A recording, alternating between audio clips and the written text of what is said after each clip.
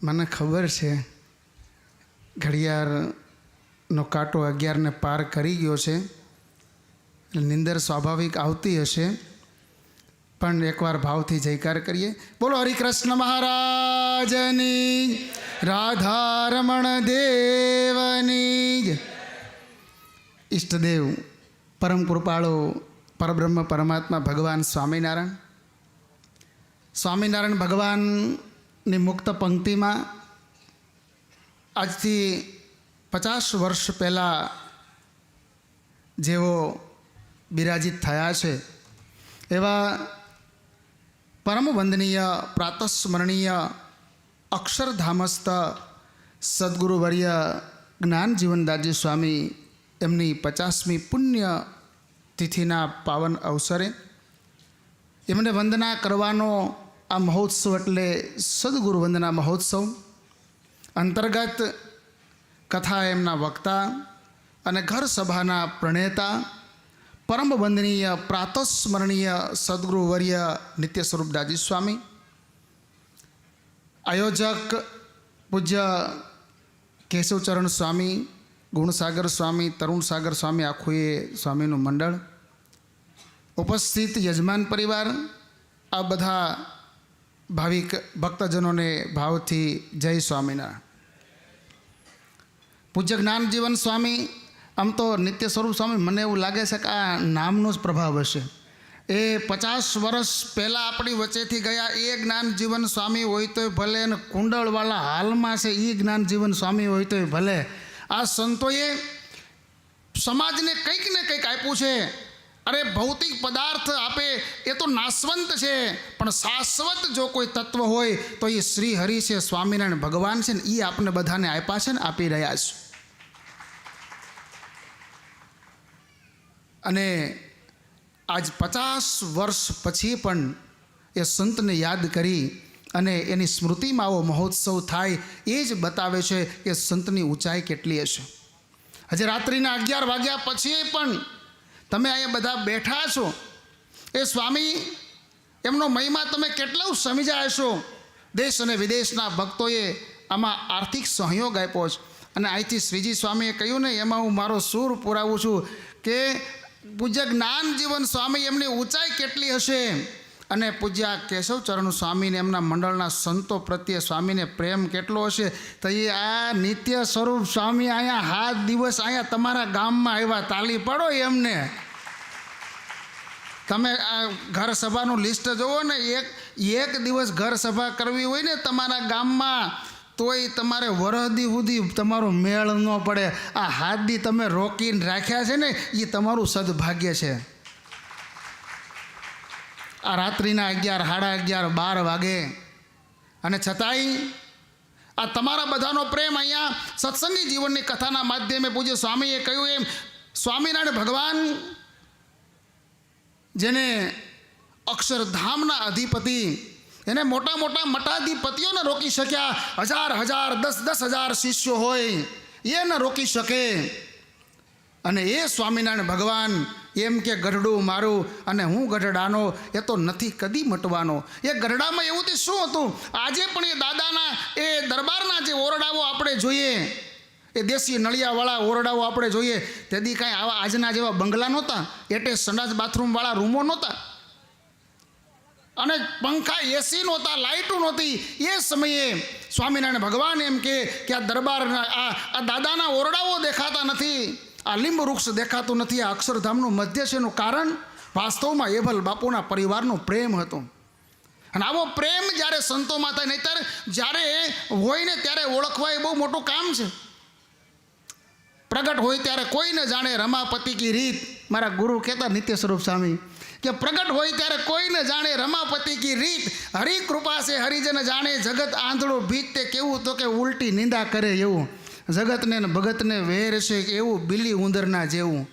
આ નિત્ય સ્વરૂપ સ્વામી અત્યારે બેઠા છે ને એના વખાણ કરું એ અસ્થાને ગણાશે, પણ સ્વામી જ્યારે નહીં હોય ને ત્યારે જેટલા જીવતા છે ને એને ખબર પડશે કે આપણી વચ્ચેથી ગયા એ મહાપુરુષ કેવા હતા. જે વસ્તુ સહજમાં સરળતાથી મળી જાય છે એની કિંમત આપને હોતી નથી. અને એટલા માટે મુક્તાનંદ સ્વામી એમ કહ્યું કે પ્રગટને ભજી ભજી પાર પાયમાં ઘણા ગીત ગુનિકા કપી વૃંદ કોટી અને વ્રજતણી નાર વ્યભિચાર ભાવે તરી પ્રગટ ઉપાસના સૌથી મોટી. પ્રગટને જેણે ઓળખ્યા છે ને એના કામ થઈ ગયા છે. પછી તો વયા ગયા પછી આપણે વાતો કરીએ. જ્યારે ભગવાન આ બ્રહ્માંડમાં આવે ત્યારે આપણે ઓળખી શકતા નથી. અરે એવા કોઈ મહાન સંતો જ્યારે આ બ્રહ્માંડમાં પધારે, આ જ્ઞાન જીવનદાસજી સ્વામી જ્યારે હતા ત્યારે ઓળખ્યા, બહુ લિમિટમાં ઓળખ્યા હશે, પણ જ્યારે વયા ગયા ને ત્યારે ખબર પડી છે કે આપની વચ્ચેથી ગયા એ તો આવા વચન સિદ્ધ મહાપુરુષ હતા. કારણ કે ભગવાન જ્યારે આવે છે, આવા મહાપુરુષો જ્યારે આવે છે ત્યાંની એની તમામ ક્રિયાઓ, એ ખાવું, બેસવું, પીવું, ઉઠવું, એ બધું આપણી જેવું હોય. અને આપણી જેવું હોય ને ત્યારે આપને એમ લાગે કે આપણી જેવા જ, અને ત્યારે ઓળખી નથી શકતા. અને તમારે સંસારમાં મા બાપ જ્યારે બેઠા હોય ને ત્યારે એને ઓળખી નથી શકતા. અને પછી જ્યારે વયા જાય ને ત્યારે પછી ઓલો ભાદરવો મહિનો આવે ને ત્યારે બધાય હાંડા ભરી ભરીને પાણી રેડવા જાય. એ જીવતા હોય ને ત્યારે પાણીયારેથી ભરીને પાણીનો ગ્લાસ પાઈ દો ને તો પછી તમારે હાંડા ભરીને રેડવાની જરૂર નથી.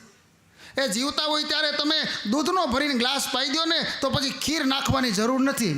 સ્વામી મારા ગુરુ એક શબ્દ બોલતા, ખાર ખાઈને ગયો હોય પછી ખીર ખાવા આવે? જ્યારે જીવતા હોય ને ત્યારે વારા કાઢ્યા હોય ને પછી તમે એ ખીર નાખવા જાઓ તો એ આવે?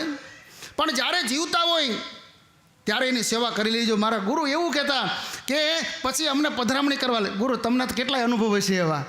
પછી સંતોને પધરામણી કરવા લઈ જાય, પછી ઘેરે જ એવા સંતો જાય એટલે એમ કે સ્વામીજી અમારા ફાધર છે. ત્યારે ફાધર વિચાર કરે કે આડો લેમિનેશન છે નતર 2 ધોલ મારું. હા, સ્વામીને ખબર જો કે તારા જ ફાધર અહીં ટીંગાતા હોય, કાંઈ બીજાના તો ન ટીંગાતા હોય. હા, આપણા જોઈએ ને આપણા ઘેરે. એ ઓળખાવાની જરૂર નથી, ઓળખવાની જરૂર છે. અને એટલે જ્યારે મા બાપ અહીંયા તો હોય ત્યારે એની સેવા કરી લેજો. જ્યારે આવા સમર્થ સંતો એ અહીંયા તો હોય ને ત્યારે એની સેવા કરી લેજો. આ મને એ વિચાર, એ 9 વર્ષ થયા સ્વામી અહીંયા રહ્યા. આ મંડળ એ 9 વર્ષ, સતત 9 વર્ષ હરિભક્તોનો પ્રેમ એમના તરફનો હશે. અને ત્યારે આ સંતો એક ધારા 9 વર્ષ રહ્યા અને આખા મંદિરની કાયાકલ્પ કરી નાખ્યો. એ કાંઈક નાની મોટી કોઈ નાના સાધુથી ભૂલ થાય ને તો વિશાળ હૃદયે એ ભૂલને માફ કરજો ને એની હારે રહેજો. સરપંચને હું ધન્યવાદ દઉં છું, ઓળખતો નથી પણ જે ગુરુજીએ વાત કરી એ આપણા દીકરા દીકરીઓ હોય ને એની જ્યારે ભૂલ થાય ત્યારે આપણે કાંઈ પેપરમાં કે મીડિયામાં કહેવા નથી જતા. ત્યારે આ સાધુ છે ને એ આપણા જ આટલું વિશાળ કાર્ય કર્યું. આ હેલું નથી. દેશ અને વિદેશમાં જઈને હરિભક્તોને પ્રેરણા કરીને અહીંયા આ રૂપિયા લાવવા એક હેલી વાત છે? માગવું ને મરવું ને 2 હરખું છે. સ્વામી એ એના માટે નહીં, આ પરમાર્થ કે કારણે મને માગતા ન આવેલા જ. નતર આ વ્યાસપીઠ ઉપર બેસીને એમ કહેવું કે હરિભક્તો આમાં કાંઈક દેજો, આમાં કાંઈક દેજો, એ કે અમને ગમતું ન હોય પણ કીધા વગર કોઈ કાંઈ કરે એમ નથી. આપણે કે ને માગ્યા વગર માયનો પીરશે.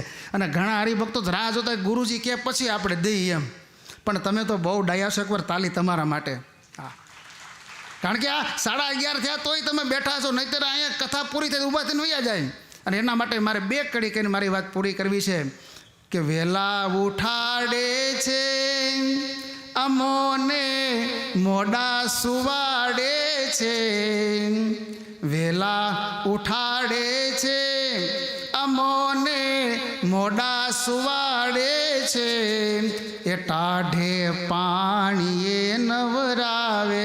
તમે તો કોઈ માર્ક્સને કરો છો? કોઈ ઓછી આંગળી કરો જી. આ મેં ગાયું ને આ સંતો માટે ગાયું છે. આ બધા બેઠા ને સ્વામીના ચેલા એના માટે. હા, મોડું થાય અને વહેલું ઉઠવાનું અને માર્ક્સ સ્નાન પાછું. એ ટાઢે પાણીએ નવરાવે એ તો એ વાલા લાગે છે. એ તઈ આવા સદગુરુના આશીર્વાદ ઉતરે અને ત્યારે આપણું જીવન એ ધન્ય બને. આ ગુણસાગર સાધુ બહુ નાના છે પણ આવા મોટા મોટા સદગુરુના આશીર્વાદ એણે લીધા છે ને એનું જીવન એ ધન્ય ને સફળ છે.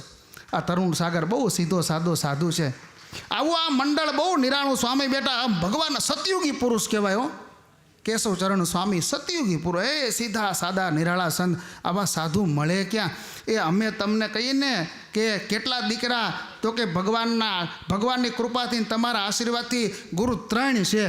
આપણે કંઈ એકાદો દો ને તો કે એને બાને પૂછવું પડે.